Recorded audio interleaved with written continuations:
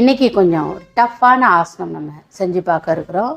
ஆகர்ண தனுராசனம் செஞ்சு பார்க்க போகிறோம். இது பார்த்திங்கன்னா வில்லாளன் போஸ் அப்படின்னு நம்ம சொல்லலாம். இப்போ தனுராசனம் அப்படின்றது எல்லாராலையும் செய்யக்கூடிய ஒரு ஆசனம்.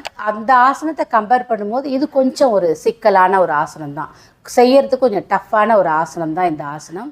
இந்த ஆகர்ண தனுராசனம் நம்ம தொடர்ந்து செஞ்சுட்டே வரும்போது நிறையா நமக்கு இதில் நன்மைகள் இருக்குது. ஆனால் அதிகப்படியாக இந்த ஆசனத்தை யாரும் ப்ராக்டிஸ் பண்ணுறதில்ல. ஆனால் நம்ம ப்ராக்டிஸ் பண்ணிக்கிட்டே வந்தோம் அப்படின்னா இதில் இருக்கக்கூடிய நன்மைகள் நிறைய இருக்குது.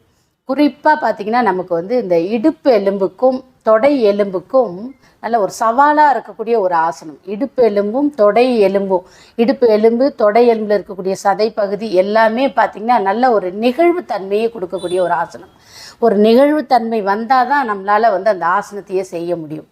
அதனால் பார்த்திங்கன்னா நமக்கு குறிப்பாக இந்த ஆசனத்தில் நிறைய நன்மைகள். நான் ஒரு சில நன்மைகளை உங்களுக்கு நான் சொல்கிறேன். ஆஸ்மா ப்ராப்ளம் இருக்கிறவங்க கண்டிப்பாக இந்த ஆசனத்தை ப்ராக்டிஸ் பண்ணிக்கிட்டே வந்தோம் அப்படின்னா நமக்கு ஆஸ்மா ப்ராப்ளம் சரியாகும். அதே மாதிரி கல்லீரல் மண்ணீரல் அதை நல்ல ஸ்ட்ரென்த்தனாகவும் ஆரோக்கியமாக வச்சுக்கும். அதில் இருக்கக்கூடிய பிரச்சனைகளை கொஞ்சம் கொஞ்சமாக நமக்கு குறைக்கும். அதேமாதிரி பார்த்திங்கன்னா நமக்கு சிறுநீரக பிரச்சனை அதுக்கும் ஒரு பெஸ்ட்டான ஒரு ஆசனமாக இருக்கும். நமக்கு அடி வயிற்று பகுதியில் இருக்கக்கூடிய தேவையில்லாத அந்த சதைகளை குறைக்கிறதுக்கு பெஸ்ட்டாக இருக்கும். குறிப்பாக பெண்களுக்கு இந்த பீரியட்ஸ் டைமில் வரக்கூடிய வலி இருக்கும் பார்த்திங்கன்னா, அடி வயிற்று வலி, தொடை வலிலாம் கொஞ்சம் அதிகமாக இருக்கும். அப்போ அந்த வலியை போக்குறதுக்கு நம்ம ப்ராக்டிஸு இந்த ஆசனத்தை தொடர்ந்து செஞ்சுக்கிட்டே வரணும். ஆனால் பீரியட்ஸ் டைமில் செய்யக்கூடாது.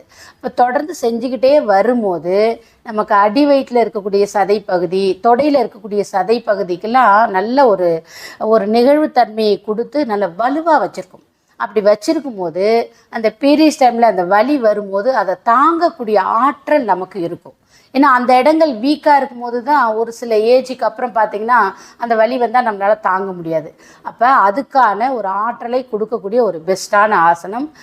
அதுக்கப்புறம் நமக்கு பார்த்திங்கன்னா குழந்தை பிறந்து ஒரு 6-7 மாதத்துக்கு அப்புறம் இந்த ஆசனத்தை நீங்கள் நல்லா ப்ராக்டிஸ் பண்ணிட்டு வந்தீங்கன்னா அடி வயிற்றில் இருக்கக்கூடிய சதைகள் நல்லா குறையும்.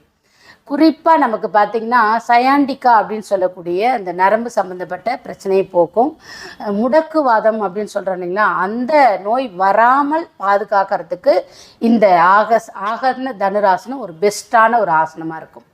அது மட்டும் இல்லை, நமக்கு முட்டி வலி, முட்டி எலும்பு, நமக்கு பார்த்திங்கன்னா கணுக்கால் வலி, இது எல்லாத்தையும் வராமல் பாதுகாக்கும். நமக்கு சதை பகுதியில் வரக்கூடிய பிடிப்புகள் அப்பப்போ பார்த்திங்கன்னா சதை பிடிச்சிட்டு வலி இருக்கும், அதெல்லாம் வராது. ஏன்னா நமக்கு தொடையில் இருக்கக்கூடிய சதை, கணுக்காலில் இருக்கக்கூடிய சதை, அடி வயிற்றில் இருக்கக்கூடிய சதை, இடுப்பில் இருக்கக்கூடிய சதைக்கெல்லாம் ஒரு நிகழ்வுத்தன்மையை கொடுத்து நல்ல வலுவாக வச்சுக்கிறதுனால நமக்கு சதைப்பிடிப்பு நமக்கு வராது. அதே மாதிரி இதில் நிறைய நன்மைகள் இருக்கக்கூடிய ஒரு ஆசனம். நல்லா நம்ம காலை பிடிச்சி நல்லா இழுக்கிறதுனால நமக்கு கால்கள் நல்ல வலுவாக இருக்கும். அதே மாதிரி கை பகுதிக்கு நல்ல ஒரு வலுவை கொடுக்கக்கூடிய ஒரு ஆசனம்.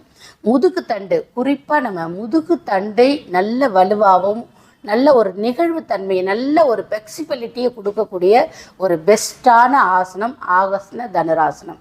அப்போ ஒரு பெஸ்ட்டான ஆசனம். இது ஆரம்பத்தில் செய்யறதுக்கு கொஞ்சம் நமக்கு கஷ்டமாக தான் இருக்கும்.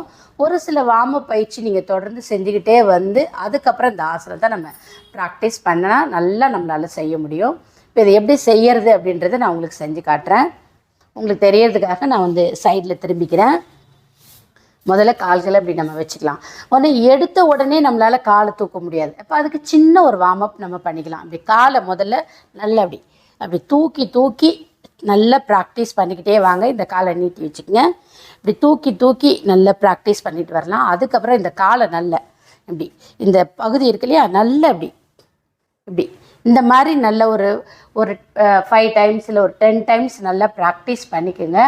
அப்போ நமக்கு நம்ம இந்த ஆசனம் பண்ணும்போது நமக்கு அங்கங்கே பிடிக்காது, வலி இல்லாமல் இருக்கும்.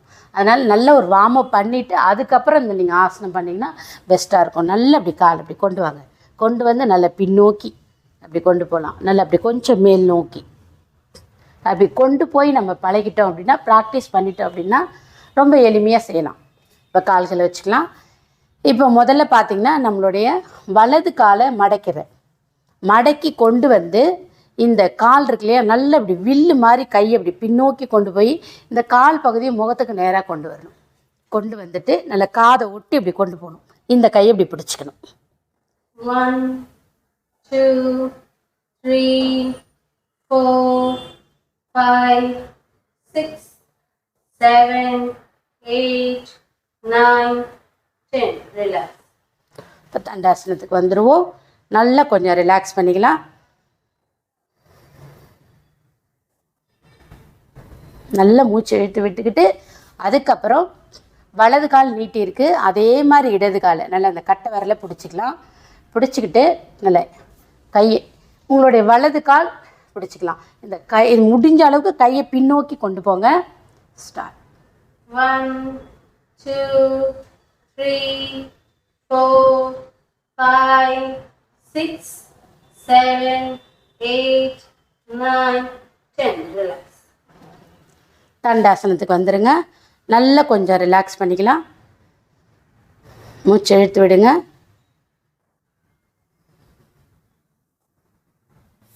ஓகே, அதுக்கப்புறம் நார்மலாக வந்துடலாம். நல்ல ஒரு பெஸ்ட்டான ஆசனம் செஞ்சு பாருங்கள். நல்லா ப்ராக்டிஸ் பண்ணிக்கிட்டே வரும்போது நிறைய நன்மைகள் இருக்குது. அடுத்த ஒரு ஆசனத்தில் உங்களை சந்திக்கிறோம்.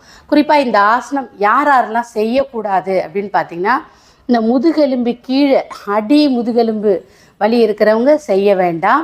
அதுக்கப்புறம் நமக்கு தொடையிலையோ கால்லையோ ஏதோ ஆப்ரேஷன் பண்ணியிருக்கோம் அப்படின்னா அவங்க செய்ய வேண்டாம். அப்புறம் வந்து உயர் ரத்தம் அழுத்தம் இருக்கிறவங்க செய்ய வேண்டாம்.